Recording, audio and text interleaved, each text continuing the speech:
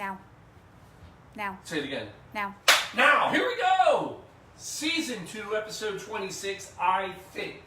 I am 99.9% sure that we got it right tonight. We're celebrating tonight. So, gotta tell you, in the pocket, I've had a special episode because I had to give a shout out, and I didn't know when I was going to do it, and then it happens. Rainbow celebration. It just happens. The timing's perfect, and then today it was out there, and I said, tonight's the night. So we're celebrating. You have no idea what I'm talking about, but we're giving a shout out to some Disrupt Media folks. You know who you are. I got to share a little bit of business. So let's get into the Blue Monkey Quarantina and take care of business. Of course, it's just monkey business, because that's the only business in the Blue Monkey Quarantina. You know that. Here we go. So, let me tell you where we're headed. We're headed to 1977, New York. Ready? Yeah, that's where we're going. Studio 54. Paul, pretty sure we've been there before. This is a repeat. Never, not a repeat, not the same t-shirt, not the same drink, but we got to go to Studio 54 because that's where the celebrations live. That is the party place of all party places that have ever been. And if we're celebrating, that's where we're going. And here's the other nice thing about Studio 54. Not only were there celebrities that went there, and this was the place to go, there were hidden celebrities. There were celebrities that you didn't even know were celebrities that were there. And I have a few shout-outs tonight to Disrupt. This is my first little shout-out. See, they have hidden stars just like Studio 54 does. So, shout-out to my, at least I believe, Josh, Eli, Josie. See, they've been helping in the background. And you don't even know this yet. Some folks have poked at me, you know who you are. Said, Paul, why isn't this on YouTube? I said, because I'm old. I live on Facebook. I don't live on YouTube. My son, Max, he lives on YouTube. You can go find his channel, Max's channel. And but I said, you know what? Maybe this is worth exploring. So I reach out to the only people I know that can handle any type of social media, any type of issue. It's Disrupt Media. Again, Ryan hooks me up with Josh, with Eli, and with Josie. And folks, possibly by the end of this week, and I apologize because I know we don't have a set date yet, the Blue Monkey Quarantina past shows are going to be on YouTube. And I got to tell you, it's freaking amazing what they've done. But again, these are the hidden stars that you don't know about. Studio 54, let me give you a good example of hidden stars. So, you may not know these names. Niall Richards and Bernard Edwards. You may not know who those folks are. But in 1977, they showed up at Studio 54, New Year's Eve. One of the first New Year's Eves they had there. Remember, this place was only open 3 years. So they're at the front door. They're trying to get in. Bouncer's not letting them in. They're not on the list. They're not A stars. Truth is, they were invited to be there by Grace Jones for this big party because these two gentlemen were part of a band called Chic. Little group you may remember. Disco song, Dance, Dance, Dance. Well, they're there. They won't let them in. They can't get in. Their whole night's blown. They get upset. Before they leave, they yell at the bouncer. The bouncer yells at them, F off. They leave, they grab some bottles of champagne, go to their apartment around the corner, and they go up and they get the guitars out. And they start rocking out. And I don't know that you can rock out the disco, but they're playing guitars anyway. And they start making this song up. Basically, they're mimicking the bouncer, and they've started a song called F Off Studio 54. And they're drunk, and that's when all great things happen, sometimes. And anyway, they write this song, and they're like, this is fantastic. They're drunk, and it's F Off Studio 54, and they realize, wait, we can't sell this. We can't play this on the radio. So they change it. And at first, they change it to Freak Off Studio 54. And again, it doesn't flow as well. Eventually, what's the song that comes out? La Freak. Yeah, #1 song that Chic ever had on the disco hits. You know the song, now you know where it came from. Again, hidden stars. Now, here we are. We're back. We're making this drink. I got to tell you, I never thought I'd go back to the green bottle. You know, I've gone back to the green fairy and absinthe quite a few times, but Midori, I didn't think I'd do it, but yet here we are. Now, I'm not going to go through this whole history. You know this. 1964, right? This was Hermes Melon Liqueur. Didn't really sell, but it was big in Japan. Finally, somebody comes along. They change the name of it. They introduce it into the U.S. in 1978. They change it to Midori, which is green in Japanese. And it launches Studio 54 at the Saturday Night Fever big party they have. And it takes off. So the 80s are filled with these just beautifully horrific sweet drinks with Midori. The sad part is it gets a bad rap because it's actually, remember, Yubari melons, that's what it's made with, which are expensive melons, right? I mean, they're like $40, $200, some of them are thousands of dollars. And that's what they make it with. And the process is pretty intense. They take the Midori, they take the Yubari melon, they make a distillate out of it. It's like 60% alcohol in Japan. Then they ship that, which is kind of orange.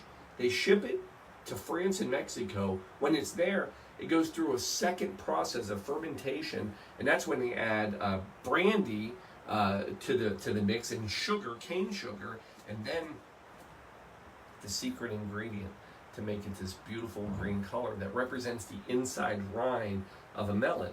And that secret ingredients, nobody knows this, it's food coloring. Yeah, that's it. So anyway, it's all meant to be a melon. Matter of fact, this bottle, can you get in? There you go. See, that's supposed to represent like a melon. We don't care. All we heard is, fine. It's green liquor. Not the star of our show. The star of our show tonight, imagine a pineapple sitting right here, or a can of pineapple juice. So the drink we're going to make is the Melonball tonight, the Quarantine Melonball. A lot of people use orange juice, but you can use pineapple juice and or also grapefruit juice. We're going pineapple tonight. Here's why. Pineapple is a special fruit.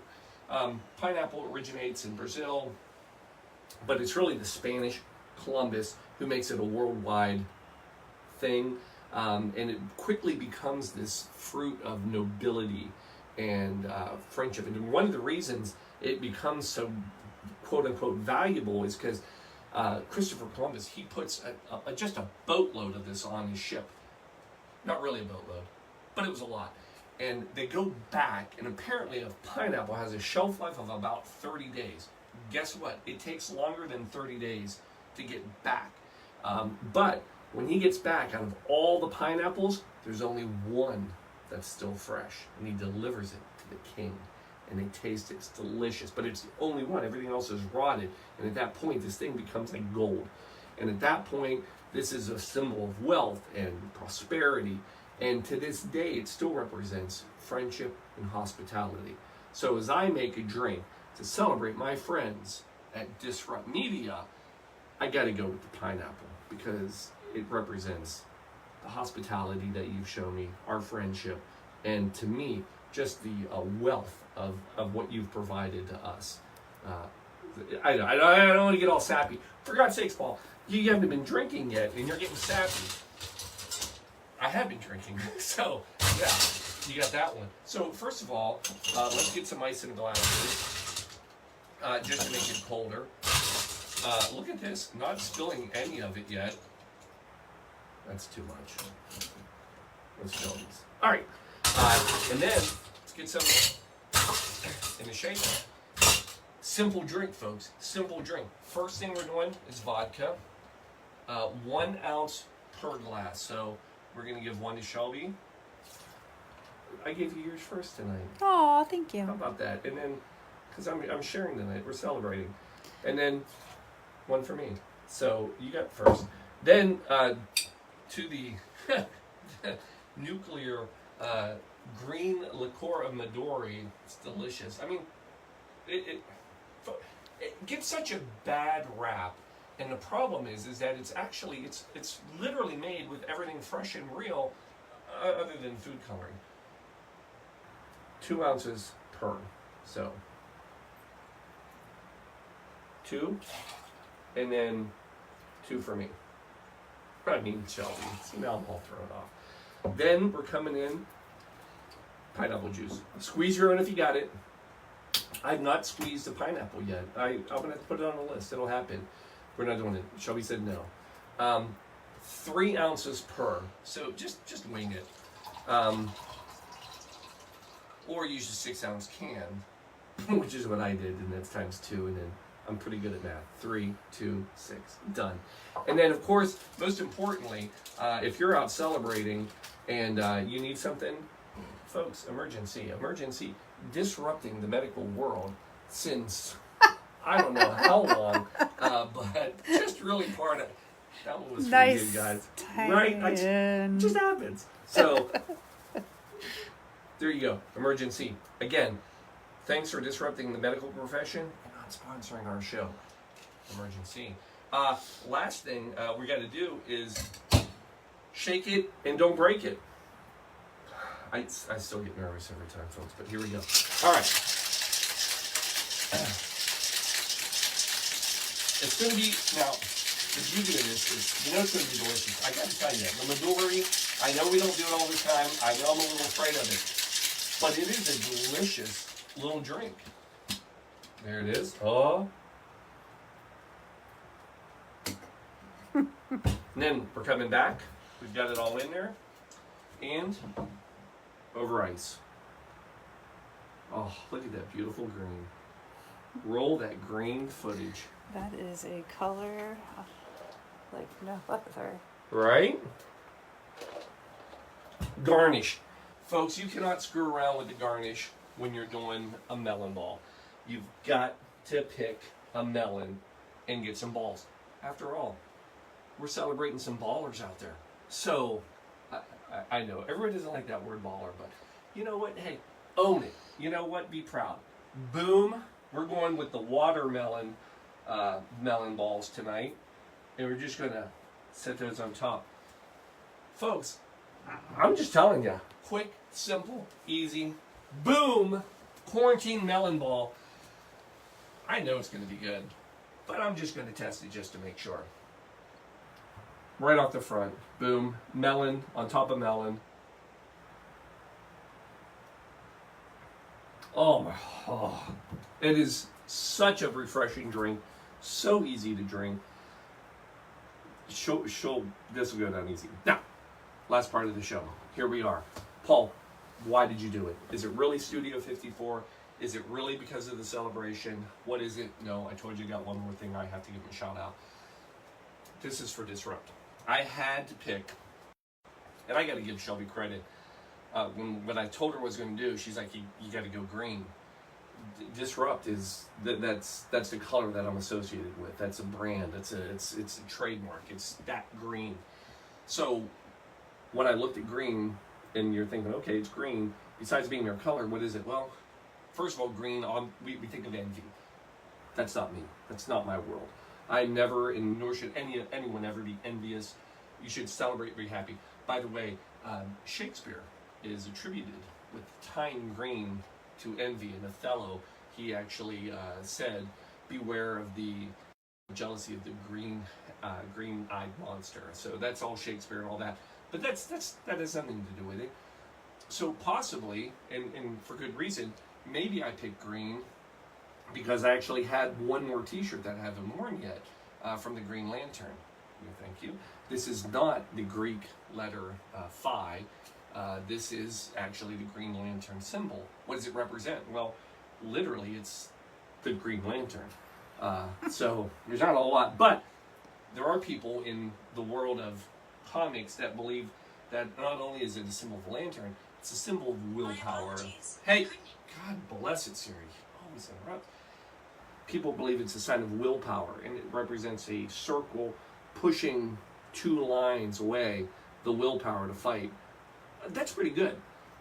But it was just a T-shirt I happened to put on today, and it just all worked out amazingly. But it's in fact the third one. And I honor Disrupt and their team because of the color green. Because the color green in color theory, which is a bizarre world where they actually figure out what colors mean to people. But in color theory, green, 2 of the things that they believe is it represents new beginnings and growth.